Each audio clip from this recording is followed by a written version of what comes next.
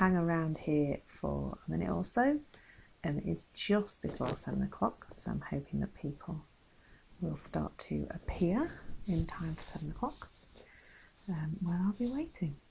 So if you are already there and you've already appeared, then please do say hello. I'm just going to check that I'm materialising on my phone, so I can see what's going on, whether I'm actually live. Oh, there I am. Magical. So hopefully I will be able to see your comments there as you begin to appear. Oh, there's Mel. Hi Mel. Thank you to lovely Mel for inviting me to be here. That's lovely. Overused the word lovely there in that sentence, but never mind. So it's 7 o'clock, but I'm going to give people a few minutes to appear and log on this lovely Sunday evening. I hope people have managed to get outside for their allotted exercise slot today and get some fresh air, because it has been a lovely day. Just silence my phone because I don't need me double me, that will be just a bit too much. So hi Mel. So I'm going to give it another minute or so, and then I'll just start by introducing myself to start with, so you can all find out who I am and where I've come from and how I ended up here on a Sunday evening.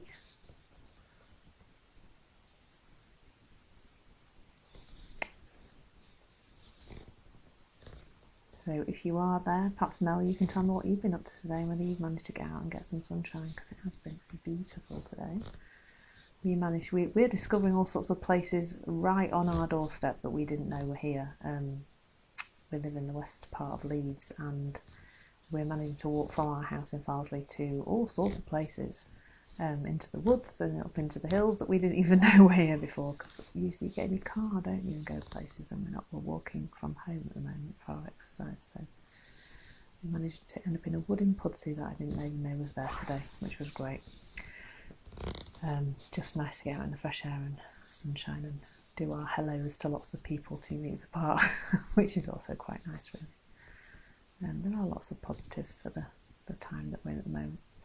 So it is now 2 minutes past 7, so I'm going to make a start, and either people will watch this now or they will watch it later, either of which is great and fine. And when I go live in my own spaces on Facebook, I just think it's just nice to know that eventually people listen to this, or they'll listen to it now, either of which is great.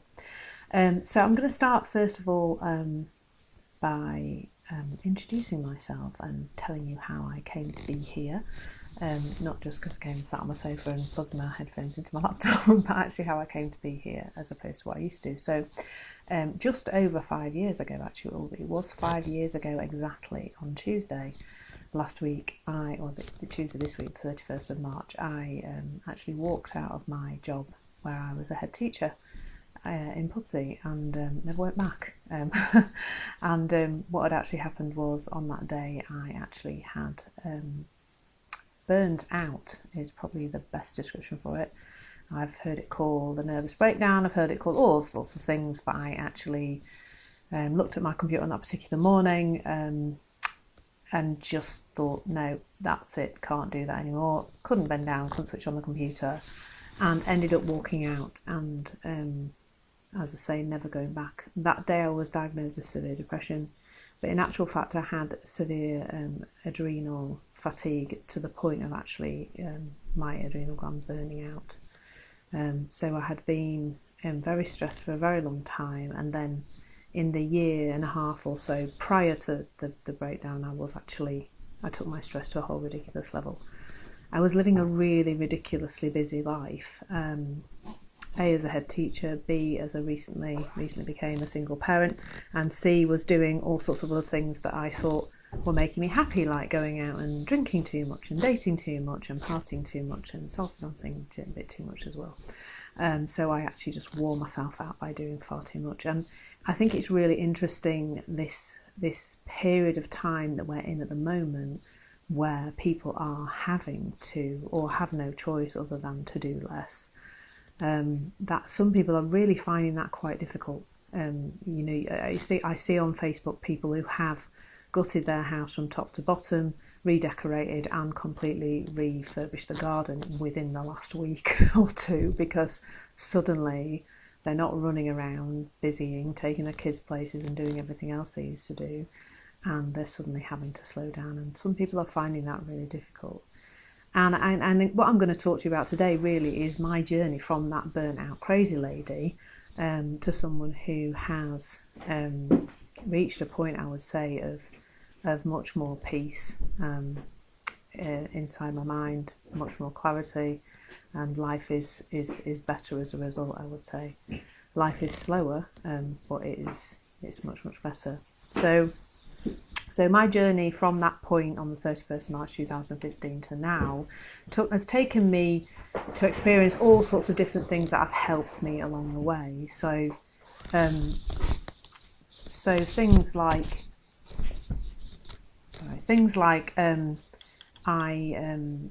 the first thing that happened was I actually had a year off work. So I was very poorly for a year and didn't really do very much at all, other than reading a lot. So I started to learn a little bit more about nutrition, about how to look after myself better, and I started to play around with things like I did a little bit of hypnotherapy. And I started to do meditation quite a lot. So I would say meditation is probably one of the first things that I'd like to talk to you about in terms of things that have helped me to gain that inner peace.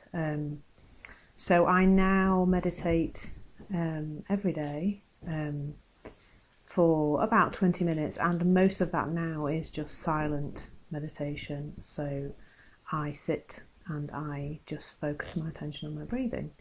I've gone through a journey with meditation in that prior to that I used to do mostly guided meditation, so I find YouTube is a great source for that kind of thing.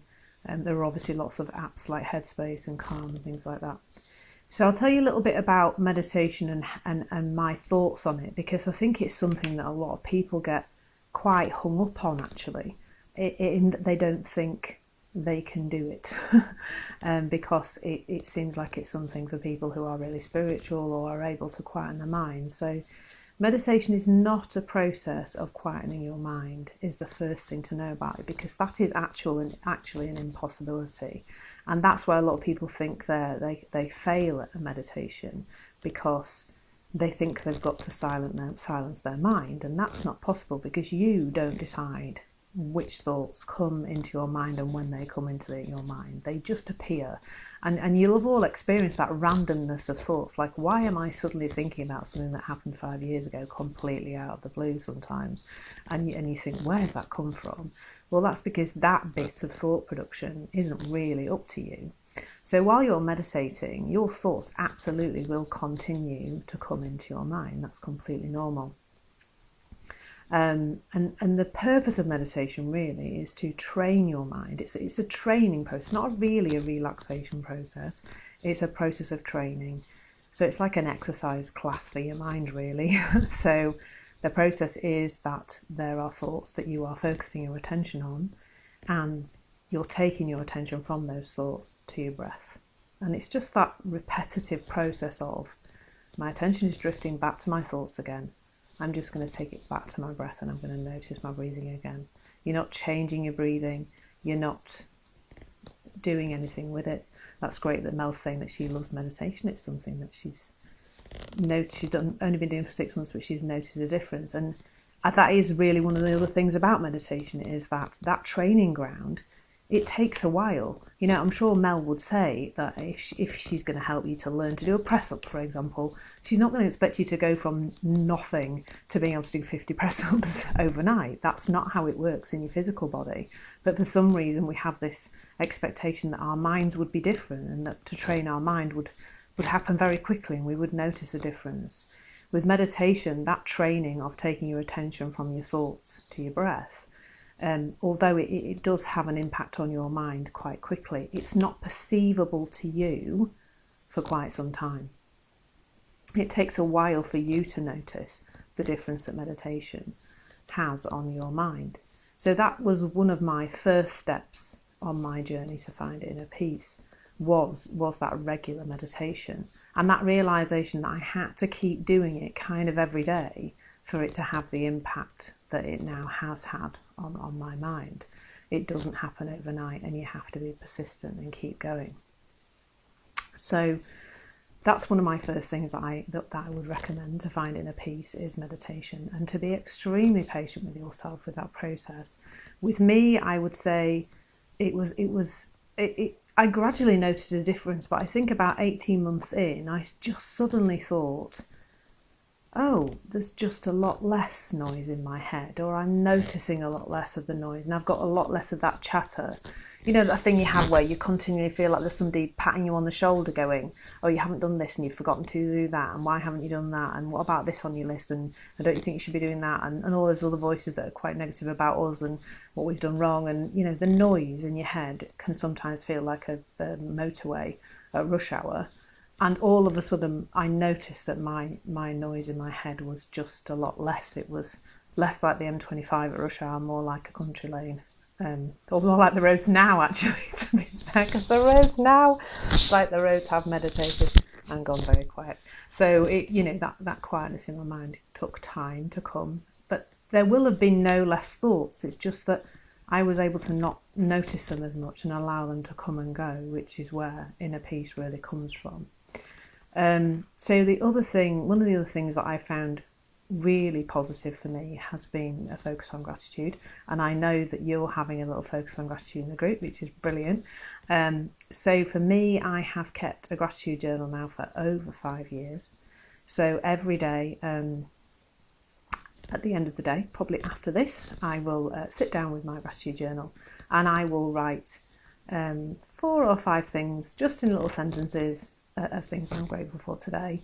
So, for example, today I had a really good night's sleep. I often say gratitude for that, because I am a woman of a certain age whose sleep can be a little bit interesting at the moment. I will say thank you for the fact I've been for a lovely walk and smiled at some people and the sun shining, and they're not like life-changing things on an average day. But I think what happens over time, and the neuroscience behind gratitude, which has been extensively studied, is that over time you just create some different neural pathways in your brain. So your brain just becomes more receptive to seeing the good in the world. So the situation at the moment that we're in, I mostly see the good in it. And that's sometimes difficult to say in a public forum, because I know people are finding this difficult. But there are so many good things that are coming out of it, that the environment's breathing a sigh of relief. There's people connecting in very many different ways. People are spending time with their young children who perhaps didn't do much of that before. That there's lots of things that I think are going to be positive in the long term for how we're going to relate to each other in the world. So I just notice more of that than I focus on the negative. I have to say I do avoid the sources of the negative as well. So I'm afraid if you post something negative on my Facebook, you get a 30-day unfollow at the moment. But also I don't really watch the news, and I don't engage with the stuff like that. I try to make sure that I surround myself with stuff that makes me feel good. And as a result, I think my Facebook generally does just support that for me, which is great. So that gratitude process is so simple. You just need a journal, a little notebook. It doesn't have to be anything fancy, and it just is every night just to write down 4 or 5 things. Some people do it on a morning, some people do it on a night, whichever works for you. And the other thing that I found really nice as well is that not only do I have a gratitude journal that's my personal one, but my fiance and I do a shared gratitude process as well. So I think particularly at the moment, where perhaps some couples are together a little more than they normally would be, it's good to remember the good things about that person. So each night, Bruce and I will write in our gratitude journals things that we are grateful for in each other, grateful for, between each other each day.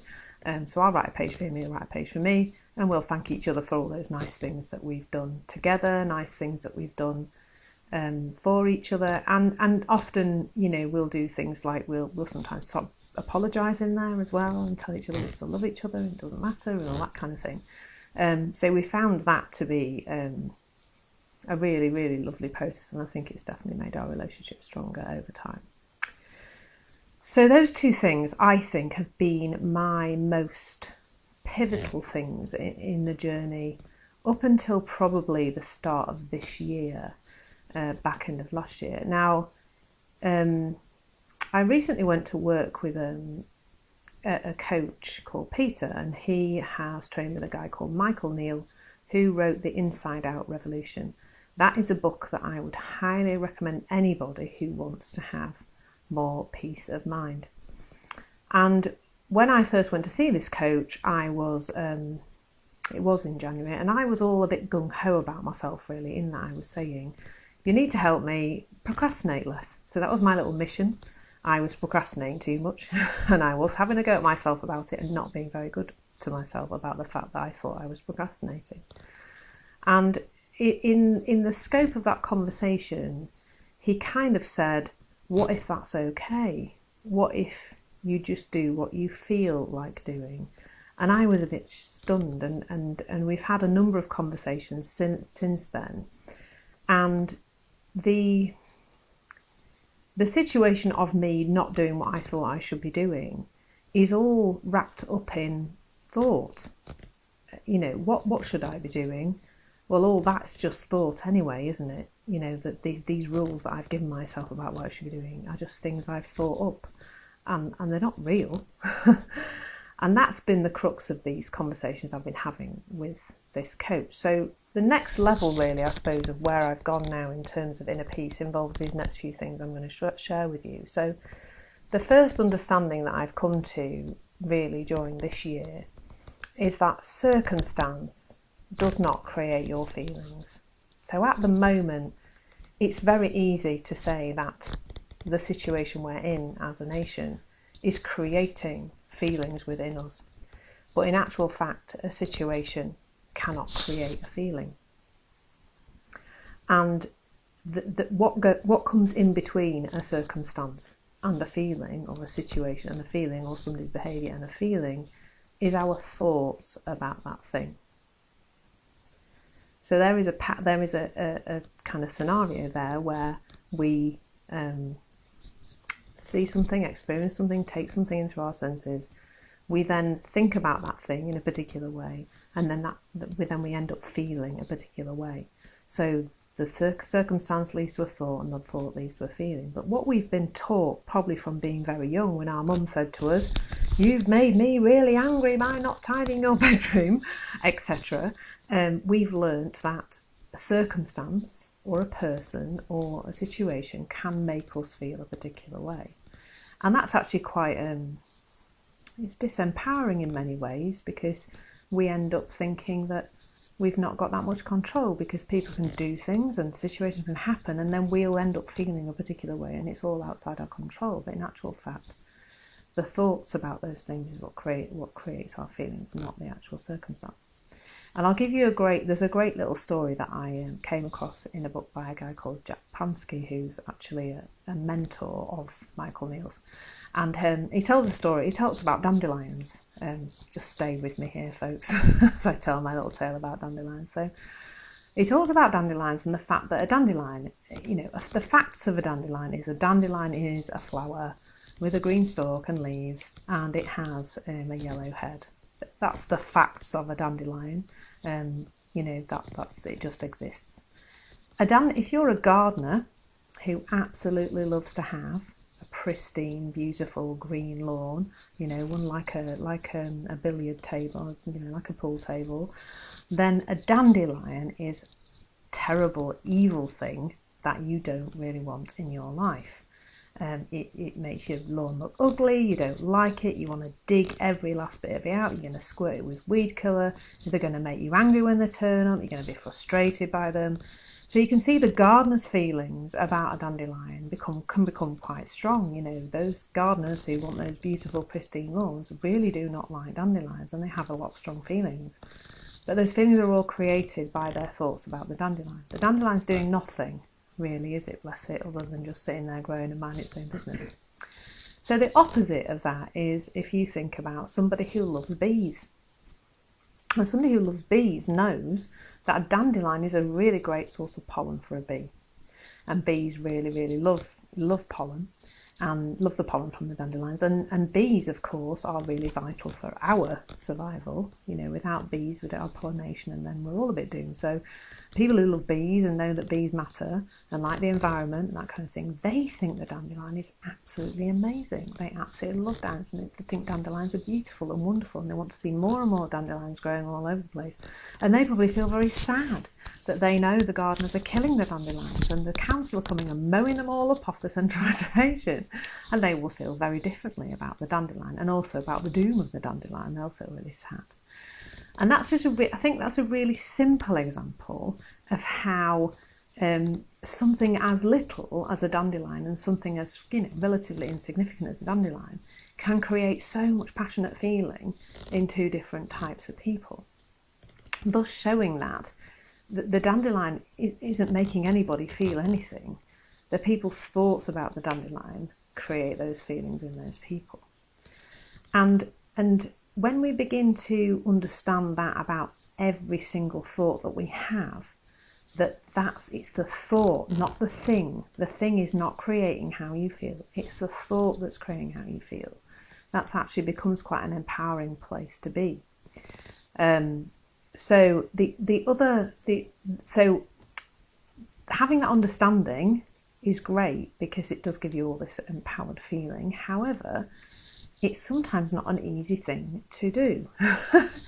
Don't get me wrong, I'm only part way through this journey, so I'm still learning about it as well. And sometimes we get really hooked into some of our thoughts being absolutely real. So the type of thoughts that we quite often get hooked into are the ones that are about things that everybody would agree. So if you're surrounded by a lot of people who are feeling very, very frightened about the current situation we're in, you will probably feel frightened too, and you will believe that that fear is 100% coming from the situation you're in at the moment. It's coming from your thoughts about the situation, despite what it may look like. And I'm going to give you a relatively light-hearted example of this, of some of the thoughts that I get hooked into. So one of the thoughts I get hooked into is that people who drive down the middle lane are out of order, that they are wrong, they shouldn't be doing that. Why are they doing that? I totally tend to judge them, try and get inside their heads, and have a lot of thoughts about why those people, and get a little bit angry maybe behind the wheel, and oh my God, I'm going to have to undertake them, I'm going to have to go in the outside lane, I don't want to go in the outside lane. And it's really interesting, because I can really get, if I don't watch myself, I can get really hooked into that's right, I'm right to feel that way, and I'm right to be angry, and my thoughts are absolutely true, despite the fact really they're not. And it sometimes takes me to kind of pause and have a breath to think about the fact that I'm just drawing myself into some kind of crazy there by believing my own thinking. So I guess it'd be good to see a thumbs up from people who are kind of getting this, or, you know, or a yes or a no if you're getting it, maybe a Y or an N in the comments, just to let me know how people are getting on with this whole understanding, because I realise it's something that's quite different to possibly what we've thought about in the past. It's a different way of looking at the mind. But the good thing about it is it's just a bit of science, really. It's not something that's too woo-woo or too out there. It is just true that it's our thoughts that create our feelings and not anything else. It's also kind of neuroscience proved as well. Oh, we've got lots of thumbs up. This is good. It's good that people are getting it. So I've got a little list which I'm just peering at to the side, which is why I'm looking this way. So I think there's a really, my device that I have back there has just decided to time out. Just bear with me.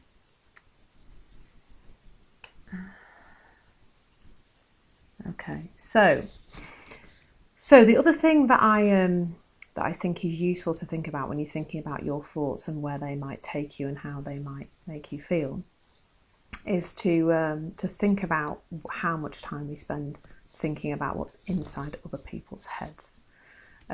So I know, because you only have to scroll on Facebook for a short amount of time to see how much time people are spending at the moment inside other people's heads.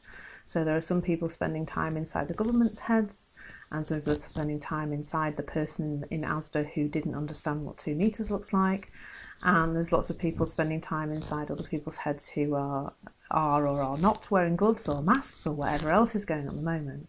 And we do spend a lot of time inside other people's heads, trying to either get other people or think we know what other people are feeling and thinking.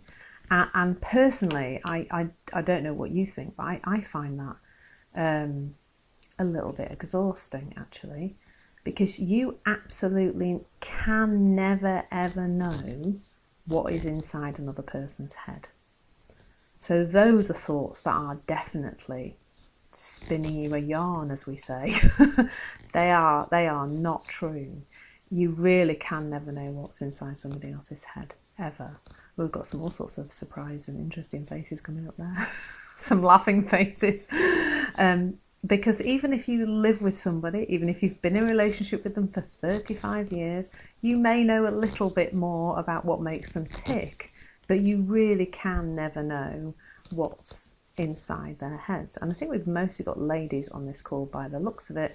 And ladies, you really don't know what's going on in your man's head. It's just no way.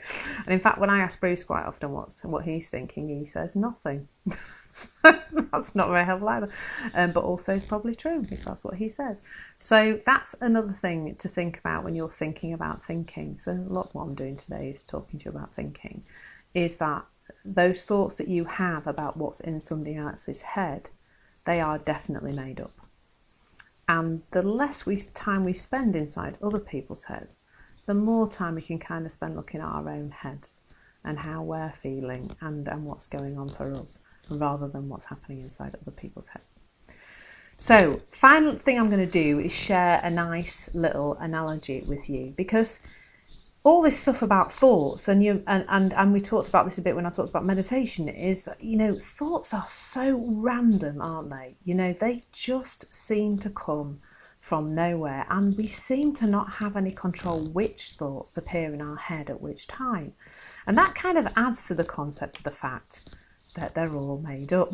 It's because they're so random sometimes. We often don't have a choice about what thought appears in our head to start with, and what journey those thoughts might go on and how they connect to each other in our heads. It's all just a bit random. So a nice analogy is that if you think of your mind as the blue sky, and the thing that's generating your thoughts, which is in this concept that I'm showing with you today is called the mind, is like the sun. So your mind is that blue sky, and when I talk to you about inner peace and innate well-being, the concept is that blue sky that is your innate well-being and your inner peace is actually always there. You look at the sky now and it has now clouded over, but I know that blue sky's still up there. It's always there and it never ever goes away, just like your innate well-being. And all that happens is, just like the clouds cover the sky, the thought clouds, too many of them in your head, sometimes stop your innate well-being and your inner peace from being there, because they just get covered up by all that stuff. And the randomness of thoughts is because all that's happening is, just like the sun shines on the earth and causes any moisture from the earth to evaporate and make random clouds in the sky, random shapes, random sizes, random colours, that's just what happens inside your mind. That sun is like the mind, and the mind just does produce thoughts at random, sometimes really unexpectedly. And to know that that's just okay, and that sometimes your thoughts might seem really real, but they're not really real. And they are really random, and just like when the sun shines on the earth and random clouds appear, your mind just creates those random thoughts.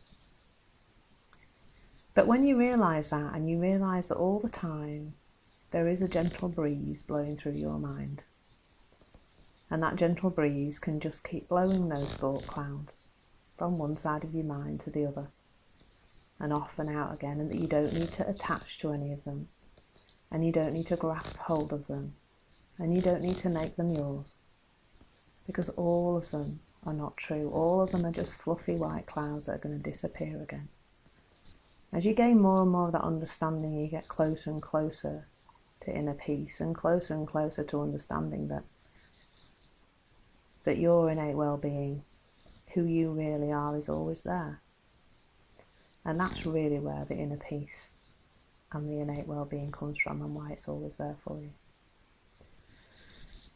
So I hope I've taken you on a bit of a journey there. And hopefully you've got a bit more of an understanding of where real inner peace and innate well-being comes from.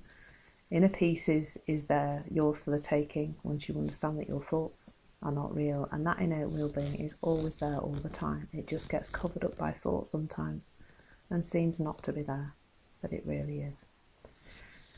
So I guess I'm going to actually bang on 30 minutes. I can't believe that's up 30. It's gone really fast. So it'd be useful if anybody's got any questions, or if you do have any questions later on and you want to chat to me about this. I am making lots of time available just to chat to people at the moment, because I think that's probably what people need. So if you have any questions, you can pop them in the comments now. But if not, do connect with me, Claire Down. You can find me on my Facebook page, which I think Mel has been sharing, but also I will accept your connections through my own personal profile. I tend to go live on there a few times a week, just with more about this particular concept. And I also have, other space on Facebook you can find out about later. So hopefully you found that useful on a Sunday evening. Hopefully that will leave you with a bit of peace for the rest of today and into the start of next week. If nobody's got any questions, which they don't, oh, hang on a minute, it's not scrolling down when you're commenting, that's the problem. Here we go. Oh, thank you so much, everybody. I've just got some lovely thank yous and hearts, which is fabulous, and that's giving me a lovely smile on my face. So thank you very much, ladies. It's been lovely, and hopefully I'll see you out there in Facebook land at some other point, and enjoy the rest of your Sunday evening, and keep looking for the good in this new kind of normal, because it's out there, and take care.